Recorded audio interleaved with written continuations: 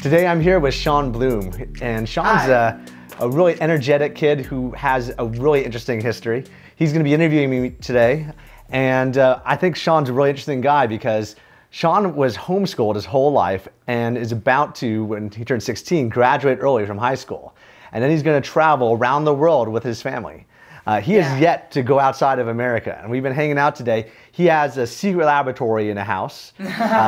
Most of his friends have been adults, actually. Yeah, I haven't been homeschooled my entire life. I've been homeschooled for the past 2 years throughout all of high school because, as you guys may or may not know, I live in Las Vegas, Nevada, and the schooling system isn't exactly the greatest in Las Vegas. I think we're 49 or 50 in public education. Okay. Right? And I'm not a huge fan of the public education system, and I want to have the best education possible. So I'm homeschooled now, and I have a group of teachers come to the house for different subjects. And you may be thinking, you know, how do you have a social life? Well, throughout my old schools, I've had friends who are friends with other people, and I grew my friendship base. And like you said, a lot of my friends are over the age of 21. And because of that, people say I have a mental age of 25 because I'm very knowledgeable for my age, I would say. Yeah, I agree. Thank you. Awesome. Yeah, well, let's get to it. All right, yeah, okay. So obviously a lot of my questions are going to be about, you know, real social dynamics and some cool aspects of your personal life. You know, all the cool stuff. So I guess my first question would have to be like, what is it like running real social dynamics? Is it hard? Is it fun? You know, like what is the experience like? Is it? Sure. I mean, one of the benefits of being the chief of RSD is I could basically go to any program I want and I have my friends participate and learn. That stuff is always really fun. Yeah. We organize cool events, cool parties, we're creating awesome content, the cool video equipment we have, and we get to travel around the world. So you could live a really cool, larger than life life. At the same time, we also have a lot of complexities. You don't see that behind the scenes because I have to build this machine. I mean, your dad, you know, we share the same attorneys, always crazy legal issues you have to deal with. Oh, 100%. And we have to deal with also complexities in business because when we're running a company, our teams are all over the world and we're remotely managing them all over, well, we're in 70 countries and 270 cities. So we have to manage them. So you're asking about, hey, where are my teams? So I was telling you where our offices are. Yeah, that's actually one of the questions I was going to ask. What kind of buildings do you have? Do you have a lot of buildings or like a specific headquarters? Yeah, so we have a combination of teams that are working in traditional offices, like the office I showed you when we were driving down the street, which is kind of weird. And we also have offices at the Sapphire Strip Club. And the Sapphire Strip Club, yeah. Also mansions in the Hollywood Hills. People work out of the house here. We also have people that are in teams of instructors that travel every week to a different city. And they'll be working on the road out of Airbnbs and hotels in teams, usually of like, say 3 to 5 people, but there's 10 of them. This is just, you know, Real Social Dynamics has turned into such a successful business, and I guarantee it's helped a lot of people, you know, have girlfriends, get wives, you know, just basically, you know, I feel like it's helped a lot of people. Yeah, we might have to send you on some training, a day game training. Oh, totally. Send me on day game training. Totally. Yeah. That would be a lot of fun. Yeah, it sounds like you have a blast doing it. Obviously, you know, behind the scenes stuff with like legal stuff, the lawyers, it's got to be hard sometimes. Yeah, you know? We've had a lot of crazy issues even in the media as well. Oh, I can't even imagine. Yeah, I mean, one of our guys became Time Magazine's most hated man in the world because Anonymous, a hack organization, started creating fake posts attacking him. Yeah. And then it made him super famous. And he got banned from 33 countries. Now the complexities of legal structures for that was huge. Really? But then we also had to rebuild our entire company infrastructure from scratch to survive and face that because vendors didn't want to do business with us until we cleared the air and got them on CNN. Wow. It took months to do that too, though. Seriously? Yeah. Wow. That's, well, I mean, what gave you the idea to create such a business like this? Because I'm guessing you knew that eventually it would become really successful? You know, like what gave you the ideas, the inspiration? Well, I had a business partner named Tyler from the very beginning, and he's still with me today. We're actually celebrating his birthday tonight in a mansion in the Hollywood Hills. I know you told me about that. That sounds cool. So he is a brilliant guy in terms of content, and I'm able to create the infrastructure so that I can support his growth. And he trains teams of people. Now, originally, we were guys who were both trying to pick up girls. We didn't know how to do that. We didn't have like lots of friends our own age. We didn't have a lot of girls that were going out with on dates. And so in the beginning, we were just focused on getting this area of our life mastered. And so we focused on that. Now the thing is, we were writing articles about it and meeting people that were doing it. And so many people were writing about dating and advice, but they're not actually going out doing it. And you couldn't see video of them doing it, that's for sure.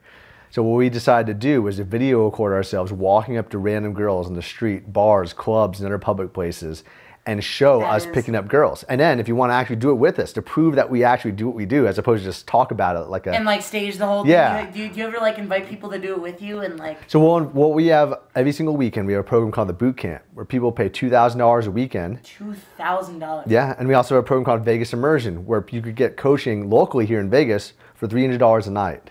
Wow. And then we do this boot camp in 270 cities, but the Vegas Immersion program, people pay $2,000 a month, plus $300 a night to go out with coaches if they want to get one-on-one training. For example, we have a celebrity coach from the Wu-Tang, Supreme. And if you want to go out with him as your wingman, you could do that. Also bring in other people as well. Well, going out with a member of the Wu-Tang clan, that'd be kind of cool. Yeah, we've had... Having them as one of your wingmen. Other celebrity guests we've had is Bazarian and George Maloof, Paris Hilton. Really? Porn stars and other successful CEOs from around the world. And we'll have them talk about their stories picking up girls. Wow. That is just, wow. That is awesome though. Yeah. That is awesome. It's just, it just sounds like it's a lot of fun, you know, being able to have this business in so many different locations and help so many people. If I was a student and really focused on this before I created this company, if this company existed, I would totally sign up for the program. I would get totally involved. In fact, I just paid for my brother to fly down and take the program myself. Did you really? Yeah, no discounts. Actually, I don't know why, when you said brother, this reminded me of what you told me the other day. So throughout this business, you've met a lot of cool people. You know, there was a whole movie based on the business. It's Hitched, right? Yeah, we're Hitched, and also the movie The Game is also coming out in the Game. with James Franco. Really? Mm-hmm. Wow. And these are movies based on real social dynamics? Yeah, the content, the program. So the Hitch program is a fictitious story, whereas The Game is based on the true story itself, showing the history of us building the company in a mansion in the Hollywood Hills and all the crazy adventures with the celebrities in Hollywood. Yeah, no, that's so cool though, that you've been able to meet so many cool people through this business. You know, I know that you've met Elon Musk through this business. You've met his brother a couple of times. You're good friends with Tony Hsieh. You know, being able to build this kind of business and, you know, being able to meet all these cool people, what is it like though? Yeah, I mean, one of the things I also thought was really cool about, you know, this process of how to pick up girls is that the same skills can be used for networking, for business, or any aspect of your life. That is a good point. I mean, this YouTube channel that we have here is all based upon teaching not just pickup, but business, networking, social skills in general, and using the same concept to be able to walk up to someone, convey your personality, convey who you are, or at least direct the conversation in the way you want it to be directed. Those are good skills to have, though. Sure. Like, it's amazing that you're able to build up that kind of skill set from this business. It seems like it's helped you a lot in your personal life too. Has it, like, you know, because of this business, have friends ever come up to you and been like, hey, I need help getting a girlfriend, or hey, I'm thinking about marrying this girl, but I'm not quite sure. Have you ever gotten questions like that? We get people all the time who are my friends taking the program because it's super fun. Most of my CEO friends will want to check out the program because of my friend. Really? Yeah, I've had Tony Hsieh come to many of my programs every year in Vegas. I've had many CEOs, some of the most popular CEOs that are out there, come check out our program. It's a very fun thing, though. I mean, it sounds like it's so fun being able to meet all these people and building up these kind of skills. But I think that the thing about it is I kind of like treasure how I have this Rolodex, because I actively spent 20 to 40 hours a week for over a decade just trying to focus on building a network of really interesting people that could inspire our company's infrastructure and growth. I'm responsible for that in the same way that my business partner is responsible for creating all the creative stuff. Yeah. Yeah, no, it just seems like it's super cool. Because of this company, you've been able to give lectures at colleges and, a whole bunch of places. And I know one of those colleges was Stanford. Mm-hmm. I'm pretty sure you did an interview at Stanford. Was it with a student, I believe? Yeah, absolutely. Did you do it with a student? Yeah, a couple students.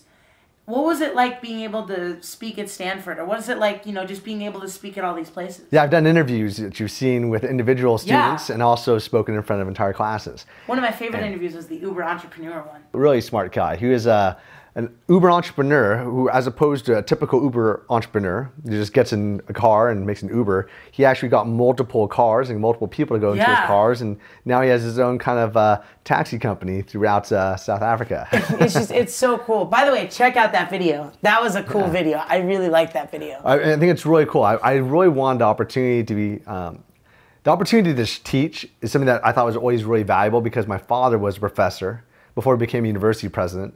And my mother was a teacher. And I've been in college for the last 15 years and probably in college the next 15 years. You love education. Are you going to Harvard now? Yeah. And getting your 16 billion degree?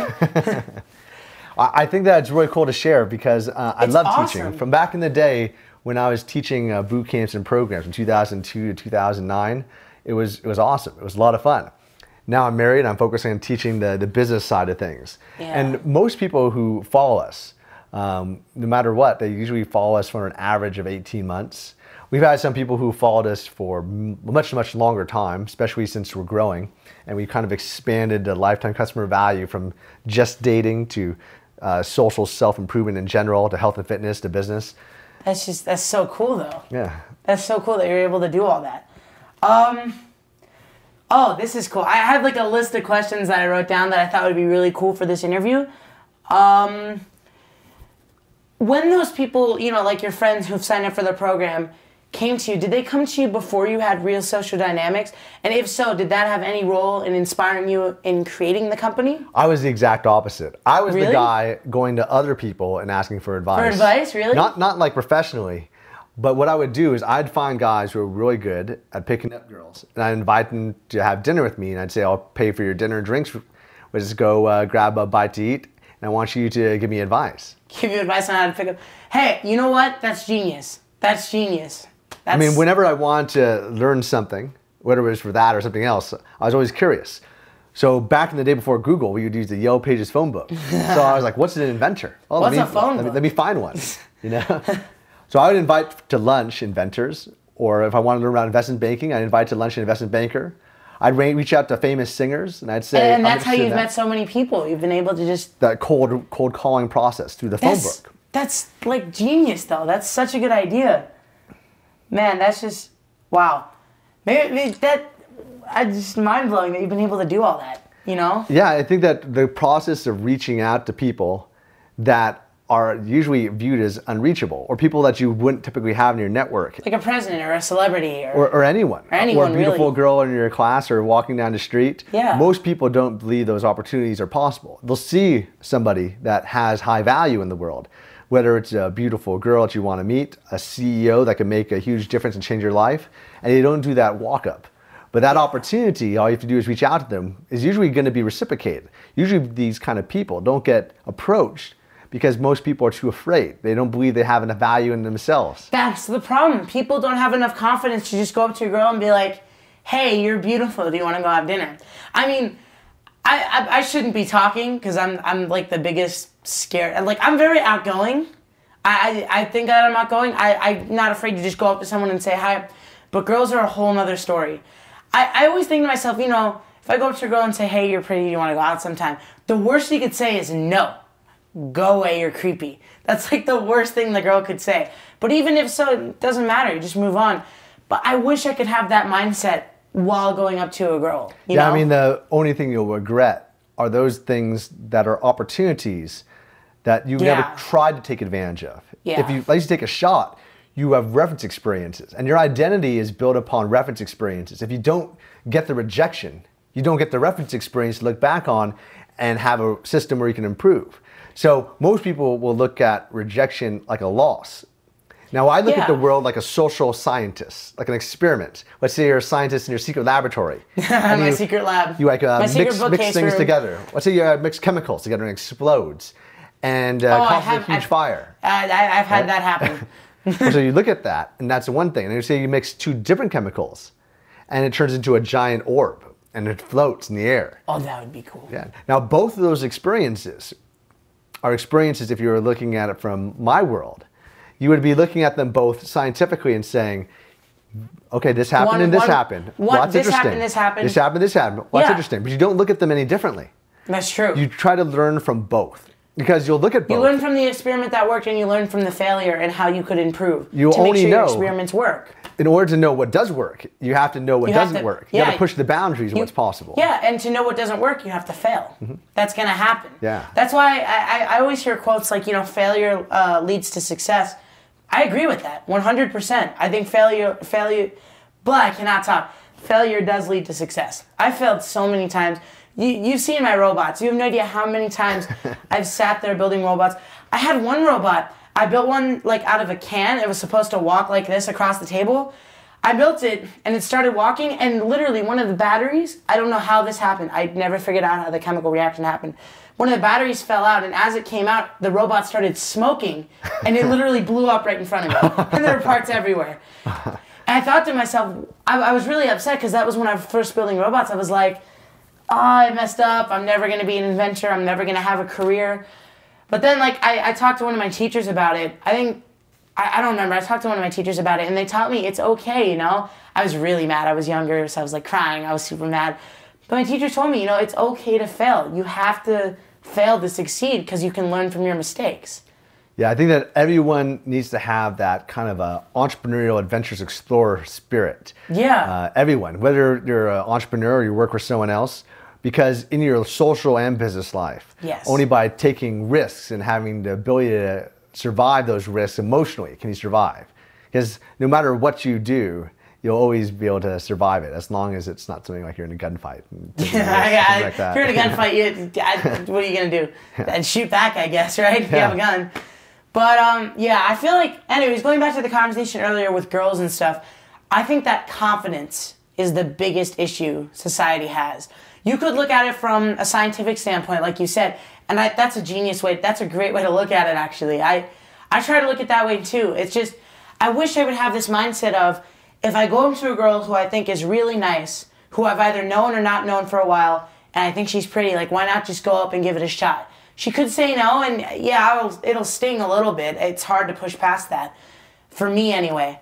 But I feel like confidence is a big deal, because sometimes I see a girl, I won't even go up to her, I won't say a thing to her. I'll just walk away. Yeah, 99% of people are like that their entire lives. And they might coincidentally meet somebody that's not the best fit for them, but because it was easy and it was a matter of convenience, they'll stick with that person as opposed to having choice. And by having choice, you'll more likely find a suitable partner for the long term. And also, you'll also have choice in your social and business life about who you want to work with, who you want to hang out with. Exactly, and those are the skills you can develop from pushing yourself to the limits in the area of confidence when you're younger. I wish that we're able to do what I'm telling you about. I wish I were able to just walk up to somebody who I think is really beautiful. We'll send you on program. We'll do some day game, Vegas immersion day game. I think a lot of people should take this program. A lot of people need it. It's those kind of skills. Eventually, most people are going to find a girlfriend at some point in their life. Most people are going to have a wife at some point in their life. And most people are probably going to end up having kids in their life. Maybe I could send you out tomorrow with Supreme from the Wu-Tang. I really, you know what? That's why I'm so fascinated by your program, though, because I think that it helps a lot of people develop these important skills that you need in life. That's my standpoint of it. When you were starting up Real Social Dynamics, did you ever run into problems with the company? Has it ever gone into such a hard period where you thought it was going to fail? Yeah, definitely. During the recession, especially. Oh, yeah. So we had a program where everyone would fly to Los Angeles. And during that time, we were, I guess, in Inc. magazine, fastest growing companies. And it's funny because in that same year, we were also growing so fast, but the clients stopped coming because they were stuck in the recession. They wanted to work, make money. That's what I would want to do. So as a result, we were at a point where we were losing over $6,000 a day net, and the company was growing still. So I sold everything I owned, and I moved into a car for 2 weeks. Did you really? And that's a hard time. I would, you like chips and salsa? Yeah. So basically, I would eat by spending $1, getting a soda, and having unlimited chips and salsa. Seriously? I was that's what living you would in do the car. To eat and live in the car? I had a platinum membership at all the hotel chains, so I could use their free Wi-Fi. That's cool. You get free Wi-Fi. So I was able to use the internet, and I had access to showers and a gym at the hotel. That's good. Right? You couldn't stay in a hotel room though? No, I was trying to save money. Oh, yeah. In fact, I was selling everything I owned to the point where I sold all my furniture, and I was even selling my used DVDs and CDs. Really? Yeah, just to survive. No, wow, those are hard times. Now, in order to survive that, I was on my last money on my credit card, and I saw a map of all the cities that you could travel to in the world on the back of a United Airline or Delta Airline magazine. Really? And I looked at it and I said, well, that's interesting. I have an idea. So I ripped out the map from the magazine, showed it to my business partner. And I said, we have millions of people on our website. What I'm going to do is I'm going to put all these cities, because American businessmen are flying to these cities, on our website if it has a population over 500,000. And I will send an email to our email list, several 100,000 people, and I'll ask people to be volunteers. Give me a place to crash. Give me a free office to have a seminar at. Maybe drive me between cities. Wow. And I will fly to all these cities, and I will convince people to do a program in their hometown and hire local volunteers and interns and staff to work for us. So I sent out that email, and I got almost 1,000 people to volunteer. Wow. And then I went in 6 months to 270 cities in 70 countries, teaching anywhere from 50 to 500 people every day, 1 to 3 times a day. Because if you do 270 cities in 180 days, you have to travel. So sometimes I would go from London in the morning to Dublin in the afternoon to Casablanca in the evening and do a seminar on all those. And then I convince 20% of those people to buy our programs. And I train people to travel these places and do these programs. That's just an amazing comeback story, though, you know? Living in your car and off of a platinum membership at a hotel, getting to shower, but overall living in your car, though. Yeah, so we went from there to now being an 8-figure business. Yeah. Yeah. Isn't Real Social like the #1 business for dating? Like picking up girls? Yeah, definitely. I'm pretty sure it's #1, right? We were definitely the largest and #1 for the quality. Yeah, exactly. I saw that somewhere. I think it was one of the lists on the internet. But yeah, I think you guys are #1. That's just so cool, though. But yeah, I feel like that is an amazing story, though. Going back to our point earlier, you need failure to succeed. You thought through the process. You were like, okay, how can I do this? I could get these people to volunteer by sending out this email. You got 1,000 people. It's good that you use the thought process to get through that. Yeah, it's be able to push through emotionally through struggle. And then eventually you get to the point where you have had so much success that when the challenges face you, you don't have a situation where you're looking at those challenges and you're thinking to yourself, I can't accomplish it, because you've already been pushed to the edge so many times. So when those things face you, you look at it and you're opening yourself to it. That's true. You're welcoming it. You're welcoming the new challenge and phase. That is true. I actually have another question for you. After hanging out with you for a little bit, ever since I met you at party at Tony Hsieh's Llamaopolis, I've noticed something. You're really happy, and that's why I really like hanging out with you. You're always smiling, It's a good thing. You're always smiling. You're always happy, and that's why I really like hanging out with you, though, because I'm always in a positive mood when I'm around you. So my question is, what promotes that happy, positive attitude? What keeps that? What keeps it going? I asked my mentor, Torm Pavi, the same thing. He has a huge company that has done billions of dollars. Wow. And that's a good mentor. He's a great tech entrepreneur. And whenever I hang out with him, he's always smiling. And I asked him the exact same question.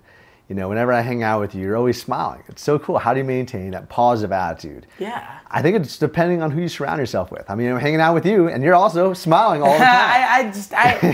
It's all about the people I hang out with. That's why I like to hang out with friends older than me, because I feel like I can relate to them. I don't know. I feel like kids my age, I could be watching a rated R movie with someone my age, and every single joke in the movie that's hilarious, I'm the only one laughing, and they have to ask me, like, I don't get it, you know? And then I feel sad because, you know, like, I can't even watch a movie with someone my own age. I've terminated people because they had the bad attitude. And you have it's just such a downer attitude, you know? I mean, people will think that if they have a skill, that it's difficult to replace, but skills are a lot easier to replace than having the right attitude. Exactly. Looking for people, we look for people that have 3 qualities. You know, we can trust them, they're loyal, and they have a positive attitude. Anyone can master any skill set if they put the time into it. You can master anything if you put your mind to it, like really hard. But I agree. I agree.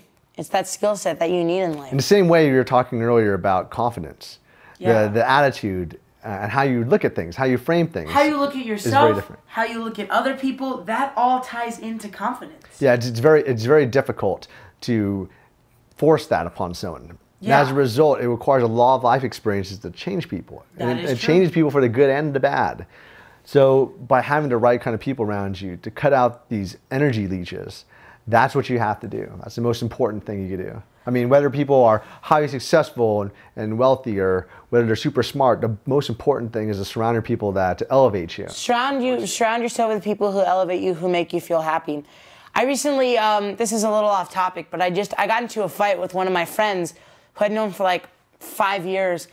Him and I recently went to Fremont Street together. I go to Fremont Street like every night with my friends. We have the best time ever. I stay out late, you know, and those are the people I love surrounding myself with. Like, I have a friend named Evan. He's one of the rare kids that's actually my age who has a mental age of like 25.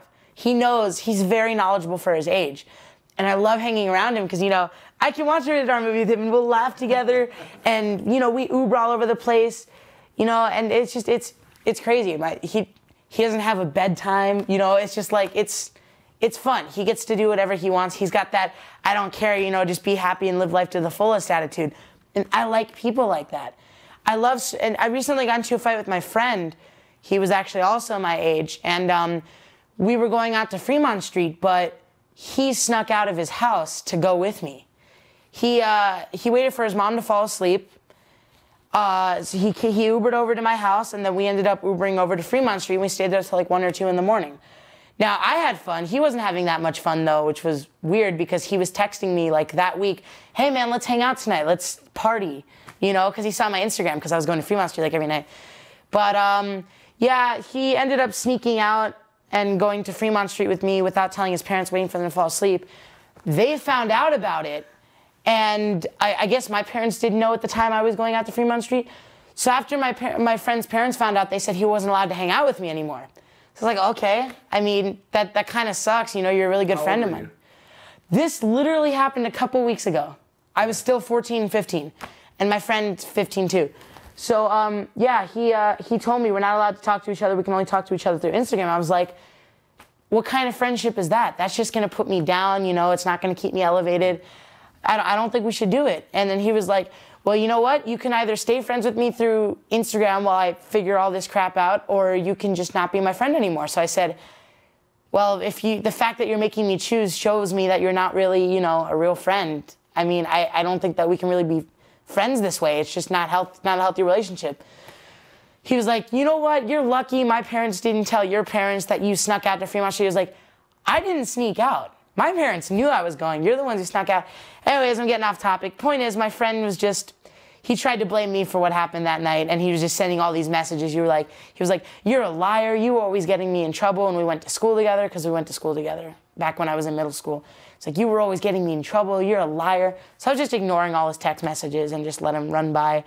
I ended up blocking him the next day, and I actually felt really good, because I was surrounding myself with someone who was such a negative person, you know. He was such a downer, you know. He wanted to have fun, but when we actually got to the point of having fun, he didn't like it. He wanted to go back early. He just, you know, I don't know. I feel like you're right, though. It's all about who you surround yourself with. Yeah, I mean, you'll be surprised. I've had many friends that I've known for years that are still my friends today. I've also had friends that I've had for many years that have robbed me.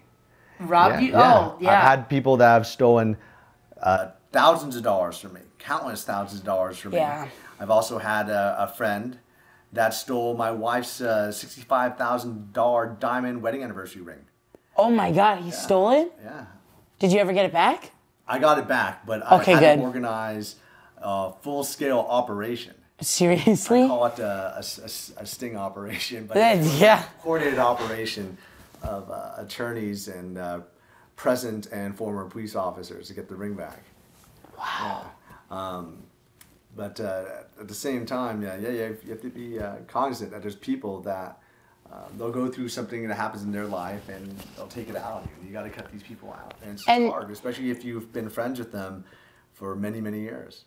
It's all about who you surround yourself with. The other thing I recommend is that you explore all sorts of groups of friends and all sorts of activities. One of the biggest things that's helped me has been travel and also trying new experiments, socially, new activities that I wouldn't have done all over the world, whether it's been skydiving or new kinds of food degustation meals or whether it's special kind of parties. Yes. And these kind of things will enliven your life because you'll meet guys and girls that you typically wouldn't meet. That are just like big, adventure people. Yeah, or people in the arts, or people in entertainment, or people who are in sciences or business. Just people that could inspire you and open your world up to new opportunities that you might not have considered, especially when you get to become an executive, where you have to combine different aspects of the world. Your ability to relate to all of humanity is a huge skill set and also enliven your conversational repertoire. So when you meet a guy or a girl at a networking event or a bar, you can talk intelligently about many, many topics. It's kind of like the Renaissance man. Exactly. That's what I call, my phone fell. That's what I call living your life to the fullest, though. Being able to do all that crazy stuff like skydiving or jumping off the stratosphere. While you go through those experiences, especially if you do it out of the country, you'll get to travel, you'll get to do stuff that most people are too scared to do. New cultural experience. Amazing experiences. And those are the most important things in life. Experiences, failure, confidence, love, and loyalty. I feel like those are the most important things in life. Yeah, field experience is king. Exactly. It's the best feeling one. In my life, I prioritize my family first. Yeah. And then education has always been a huge priority. It's been the number one activity, continue education, especially as an executive. If you're not in a certain field, like an attorney or a stockbroker, we're just organized, required, continue education. You kind of have to build it yourself. Now you're lucky because you're in the digital age, where I know everything is like technology now. Everything is just totally technology-related stuff now. Yeah, so you could stay in touch with friends you meet from around the world. You could learn from people from around the world, literally anyone. As in the past, I had to go to a library and to a bookstore to try to find a book that was not exactly what I was looking for, but might have what I was looking for. Now you can go on Google and just type in the book, you get the whole thing right there. Yeah. Technology is an amazing thing, and it's definitely advanced. Yeah, it fascinates me. Technology is just something that fascinates me, and I think it's bettering society. They're in the industry of, phones. By the way, I'll turn off my ringer because it's making so much noise. But, in the area of phones, cars, you have a Tesla, which, by the way, is the coolest car ever. He's got an amazing Tesla. It's super cool. And the technology of that car is just amazing.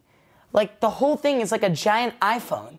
It is. Yeah, it is. And saying it was 9.5 sizes of an iPhone. Yeah, I took my iPhone 7 and I went 1, 2, 3. Like, I put it up on the screen and see how many iPhones it would take to fill up the whole screen. But, yeah, I feel like technology is only going for the betterment of society. It's helping businesses, it's so much easier to transfer money. It's helping. Yeah, definitely. It's helping society and it's bettering humanity. Yeah. Great outlook. And I think that's yeah. And I also think that volunteering is also useful. But one of the things for me that helped me a lot to kind of explore was getting involved with the Boy Scouts. Yeah. Were you ever involved with that? I was never involved with the Boy Scouts, but I know what you're talking about. So I'm an Eagle Scout. My father was an Eagle Scout.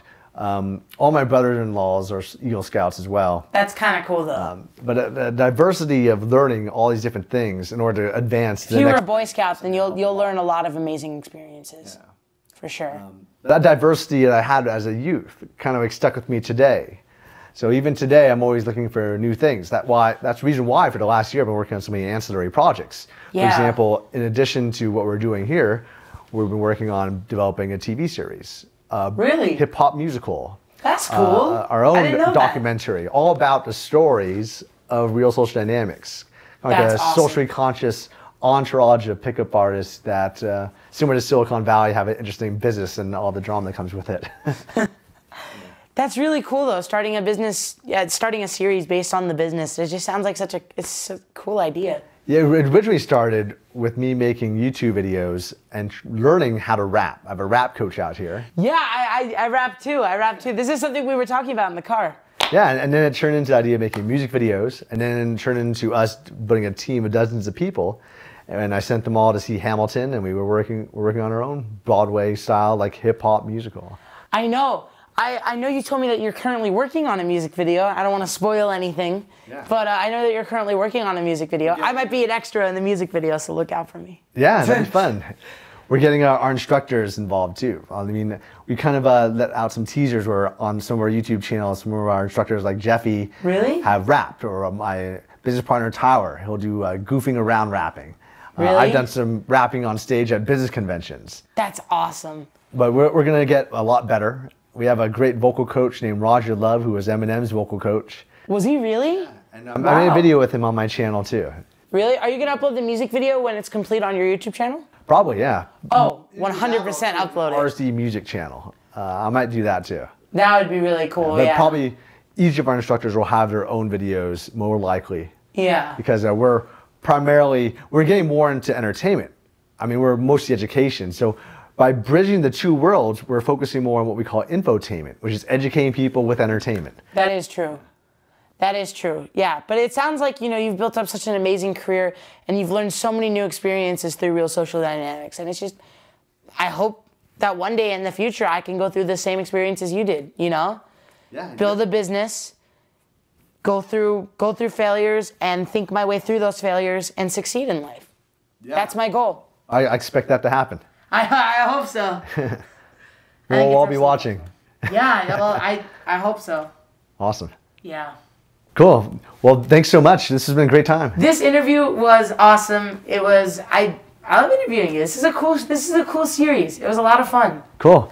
Well, thanks a lot. Please stay in touch. Write your comments below. Follow me on Instagram. What's your Instagram? My Instagram is @SeanRocksGaming. SeanRocksGaming. @SeanRocksGaming. Cheers. All one word. Good job, bro. Thanks, man. That was so much fun. Yeah.